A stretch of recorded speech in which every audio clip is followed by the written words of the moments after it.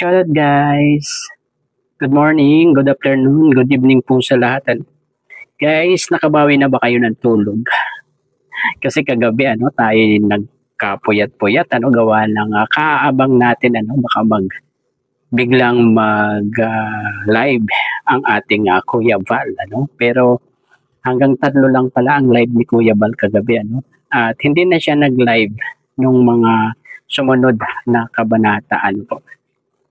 Dahil siguro iniwasan na rin nila yung mga paghahambing-hambing sa mga K-Angels at saka yung pagkuha ng mga reels ng mga magre-reels diyan ng mga kawatan.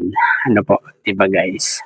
Tama na rin po yung ginawa ni Kuya Val na yun na hindi siya nag-live dahil talagang kakalat po ang mga video at hindi nakapanapanabik ang magiging upload ni Kalinga Prab pag nagkataon, guys, 'di ba? At eto abangan natin mamaya alas 8 ata ng gabi ang upload, ang premiere ni Kalinga Prab At diyan natin makikita ang lahat ng malinaw na malinaw. Po, di ko tulad ng live ni Kuya Val na medyo blurred, di ba? At okay din naman yun kasi pakinig naman natin yung mga sinasabi ng announcer ni Alvin, di ba? At tama na rin yun na hindi nag-live si Kuya Val doon, di ba?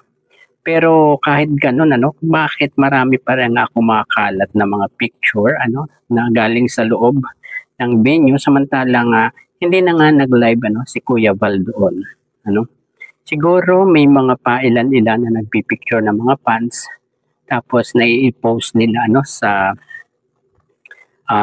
Facebook, sa TikTok, 'di ba?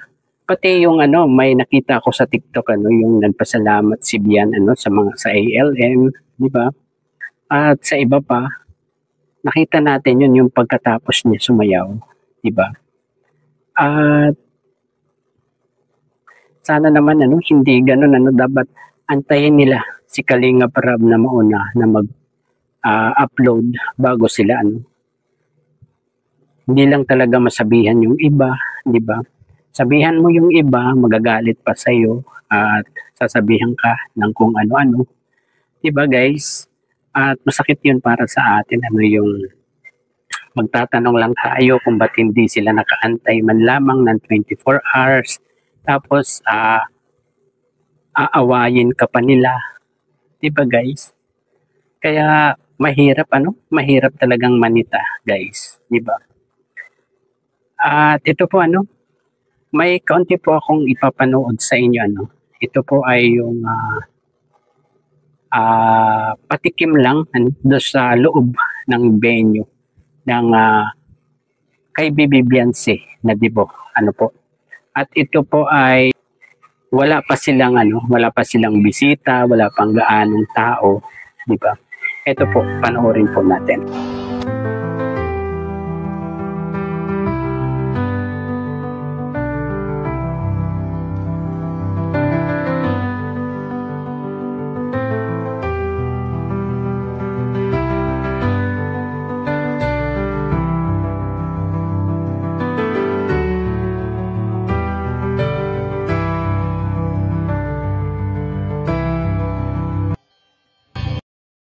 At ayun guys, ang ganda-ganda nung naging venue nung birthday ni Bibi Beyonce. Makikita mo na talagang puro bulaklak doon. Grabe talagang swerte yung mga nakadalo guys doon naiinggit tuloy ako.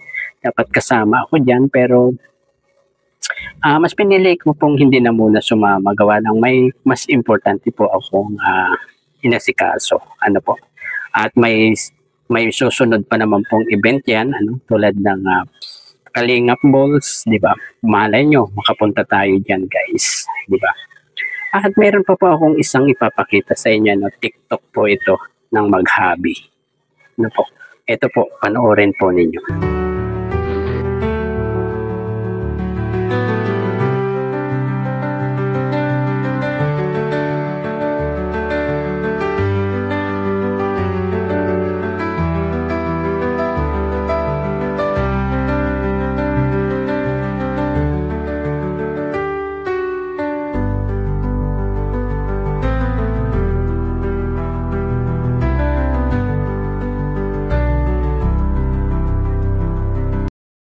Grabe guys, ano, bagay na bagay sila. Siguro yan yung sinuot nila ano, nung sila ay sumayaw at sinabitan. Ano.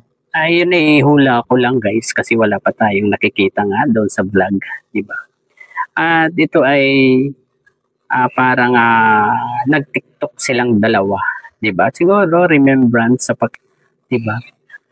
Talagang bagay na bagay ang ating EDSI. Grabe, ano? At hangang-hanga ako sa mga taga-supporters ng EDSI kasi talagang dinayo nila yon kahit napakalayo, ano, guys. At siguro guys, ano, hanggang dito na lamang po ano ang ating konting pagbabalag dito sa EDSI, ano. At antayin po natin ang upload ni Kalinga Prab at salakayin natin yun ano para tumaas agad ang views. At kailangan natin itong mapa 1 million ano agad kasi napakaganda nitong vlog na to.